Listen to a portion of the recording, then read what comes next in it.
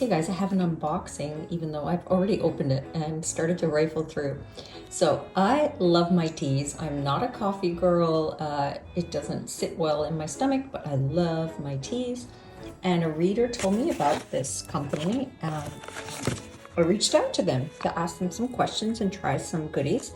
And they sent me this box, like, holy smokes, I think pretty lucky to try their products. So the company is Sei Mee Tea, and I'm probably not doing that pronunciation justice, but Sei Mee Tea, and we have some different varieties of green tea here.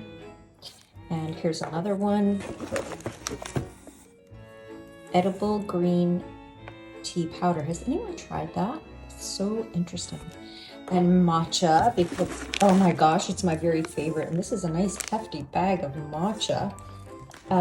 This is the product my reader told me about. It is a roasted ground brown rice powder, and she uses it to make like a coffee substitute. And then this is a new product, certified organic ceremonial grade matcha tea. Oh my gosh, I'm just going to be in Matcha Heaven. Matcha Heaven.